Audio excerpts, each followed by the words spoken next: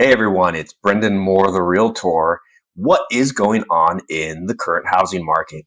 It's time for the December 2022 market update. Let's get into it. Okay, so if you saw my video from last month, you know I like to share mortgage data to start with. Now, I'm not a loan officer, so I like to share this website, Mortgage News Daily. They're a mortgage surveyor. They survey mortgage originators from all around the country. Now, what you're looking at right here over on this left side is the conventional mortgage rate on average 6.13%. That's a conventional mortgage with 20% down. Just a reminder, conventional mortgages can be as low as 3% down. You can get 1% down mortgages and VA 0% down. So sometimes people think you have to be 20% down, but that's really where you get better rates, no mortgage insurance, things like that. So the reason why this is a significant number, 6.13%, is my last video that was 6.62%. So in the past month, it's gone down about a 0.5%. Now, you may have heard just a couple of days ago now, the Federal Reserve just raised their rate 0.5%, yet mortgage rates are a full 0.5% down. Why is that? Well, just like I mentioned in the last video, I've mentioned this in some of my other videos I've done. The Fed rate is not mortgage rates. Mortgage rates are completely independent of them.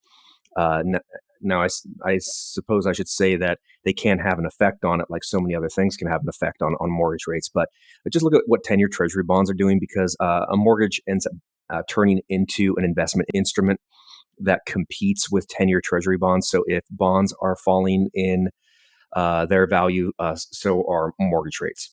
Now, there is a little bit of relation again with the 30-year, or rather the 30-year fixed rate and what the Fed does, but it's, like I said, indirect, and you can tell sometimes what's going to happen based on what the Fed does. But everybody knew that the Fed was going to raise rates by 0.5% many months ago. So that goes into what the economic data is and why bonds would fall or rise, and why mortgage rates would fall or rise. So mortgage originators really priced all that in months ago, so they're not behind in competing with bonds when it comes down to that time. Okay, so 6.13%. Now that is almost a full 1.5% down from October. In my last video, I talked about how rates just fell pretty significantly. What you're about to see here is sales data for November of this year through the end of November, and anything that closed in November is really an offer that was made in October most of the time, because a typical escrow is 30 days or so. Sometimes a little less, sometimes more, but usually somewhere around 30 days. So if it closed in November, that's an October offer, and that's where rates got up. You can see right here on the screen where about 7.5% in this area here, and then they started falling in November. There's a 6.62, and then kept going down. Okay. Now let's get into actual real estate data. Okay, so this is through December 2022, or really, this is the December 2022 report. This goes through the end of November. This is all of Sacramento County for single family residences in a quarter acre or smaller, just to keep it fairly uniform. Most parcels with a home on it are a quarter acre or smaller.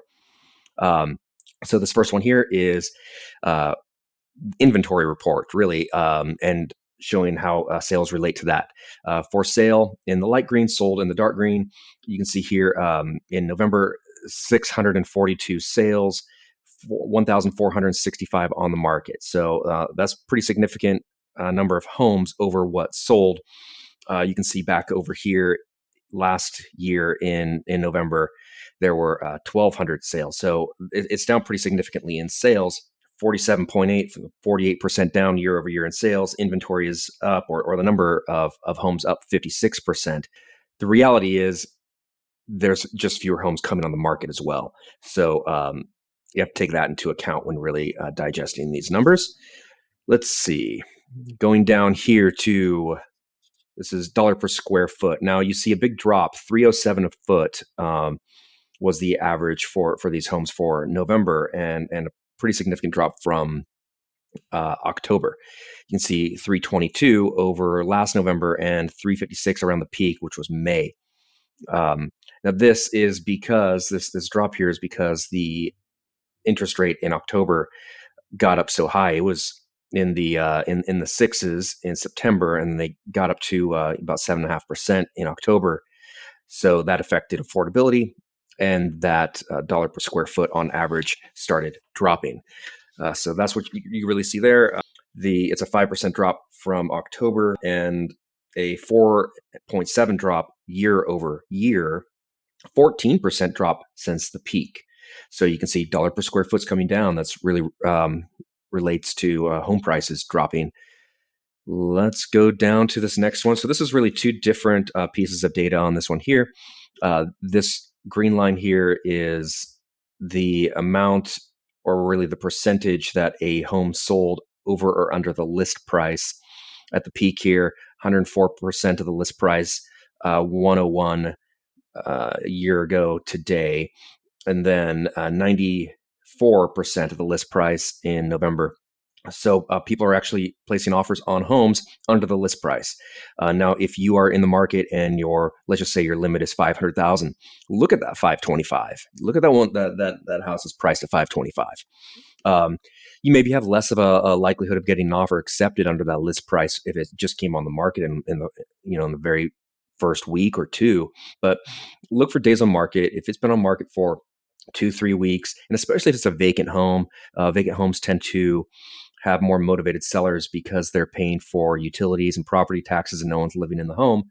So take a look at that. You might be able to find an opportunity there. A lot of times just list prices are just too high. They're not factoring into what really is going on in the market.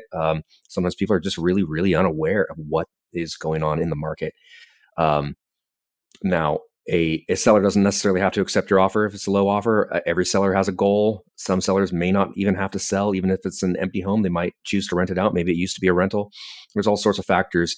A seller does not have to sell in every situation. So as long as it meets their goal, they may sell, and you just have to find it with whatever you're willing to offer on the home. Next down here is average days on market. So it's at 40, which is actually somewhat in line with about 2017, 2018. So it's not a crazy number. It's up slightly from the previous month, and you can see it's been going up ever since the peak, which was right around here, April, May, and up more than double since last year. So homes are sitting on the market longer. That's just really because of overpricing for the most part. There's not a lot to look at on the market. In fact, you'll see later in this report, it looks like there's a ton of inventory, but it's just based on, relative to sales.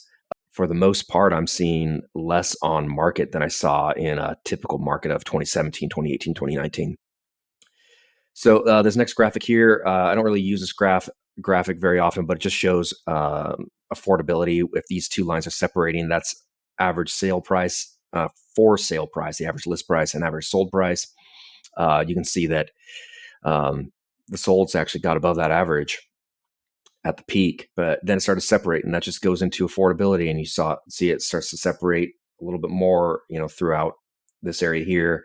It looks like it's kind of stabilizing. So for sale prices and sold prices looks like it's somewhat stabilizing in an area there. And the last is inventory. So this is months of inventory, how many months it would take at the current sales rate to take down this inventory. So 2.3 months is where it's at, and that's been steady month over month.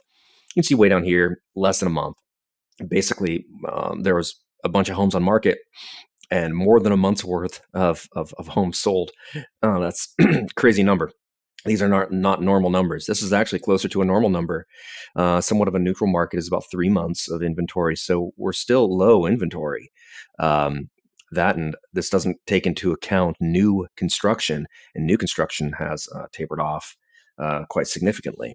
A little analysis of this, or really what it's showing, is that prices are dropped or have dropped, and the drop is slowing or near a stop. But we'll see. There's a lot of factors that can affect that. Interest rates rising is the cause of the slowing, but that rise has steadied and is even falling recently. Buyers have a lot more to look at, and it's less competitive, though far fewer homes have been coming on the market. For the time being, the market will remain more conducive to buyer's choice and seller concessions, such as crediting buyers' closing costs. So that's a great thing to look at if you are a buyer out there. it's possible that a seller will credit closing costs or give some kind of concessions. Now, what's upcoming? Um, the market has already priced in multiple Fed rate increases, including the one that happened this past week of the 0.5%. So that didn't have any negative effect on mortgage rates because everybody knew that rate increase was going to come. The Federal Reserve is looking to get their rate up to 5 to 5.25. Everybody knows this. So don't think that next time you hear the Fed raises their rates that it's a catastrophic event. It may have had no effect, maybe even a positive effect to mortgage rates. The latest consumer price index report was released the other day, showing inflation is tapering off. Something I didn't really mention at the start of the video. That's one of the big reasons why rates started moving down. Inflation was at 7.7% in October. They thought that inflation was going to be down to 7.3% annual increase in November and ended up being 7.1%. So it's falling faster than they expected. So that's really good news. We'll see what January's CPI report shows, but it's a really good sign that inflation is coming down faster than normal or faster than what they had anticipated. Now, just remember that the Fed is trying to get to 2% annual inflation. That is normal. There's normally inflation every year. They're not trying to reverse prices. They're trying to, because that's deflation. That's bad. They're trying to stabilize the market. Now, the market as a whole, there's so many different sectors to the economy that you can't just control everything evenly. So that's why we are seeing prices go in reverse for homes, but ultimately they end up. And I want to show you this graphic real quick. So this is housing price index, average prices sold. So this is 1970 through 1977. I want to start with this first because you might know there was hyperinflation during this time. And you can see a pretty steep rise. In 1970, the average price of home, $23,000. In only 6 years, it doubled. And whereas this graph is only 23,000, that's the reason why when I extend this out, it's going to look really, really mellow, a very, very, very small angle. But that's just in relation to that dollar amount. Doubling from 23,000 to 46,000 in 6 years is a huge gain. Okay, so then I'm going to move this out to the 1980s. So you can see keeps rising through inflation, and they're raising interest rates this whole time. You see, like prices aren't going down. Inflation means everything's getting more expensive. Little dip.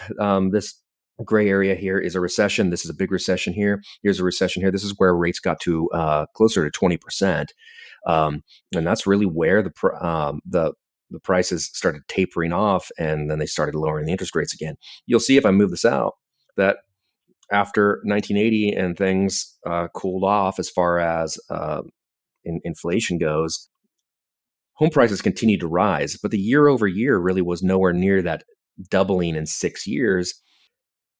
Now, let me extend this all the way out to today. So you see this really steep rise here. That was when interest rates were super, super low, and you saw the market doing some kind of crazy stuff. One, I want to show this to you because this is home prices. Every once in a while, someone will say to me, "Oh, I'm waiting for home prices to get cheap again."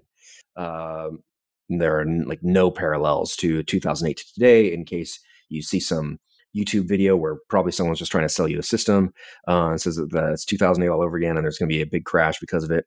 That person is not going on any sort of real data. They're likely just trying to make money off of you in some way. So yeah, you see this. This is where the crash was, and there was a big dip there. But you can see big dips are pretty uncommon. You definitely see some kind of some month over month average decreases, but then it just ends up going right back up a couple of months later and continues to incline. Now, if there's a serious recession, unemployment, a huge influx of inventory, foreclosures are near all-time lows right now. So there's no big foreclosure boom going on right now. Now, if a bunch of people lose their jobs, like a lot of people lose their jobs and they can't afford their homes anymore, then that'll have that sort of negative effect. Hotter inflation data that'll have a negative effect too. So I don't really have a crystal ball. It's hard to say where home prices are going to be maybe this time next year, I think we'll be in a very stable market at this time next year, unless some of those really bad things happen. But that's just where we're at. So hopefully that was some good information for you. If you ever want me to take a look at what I think in your neighborhood, your house, let me know. Reach out to me. I'd love to just kind of dive into some of the comparable data and let you know what I think. Reach out anytime. Thank you so much.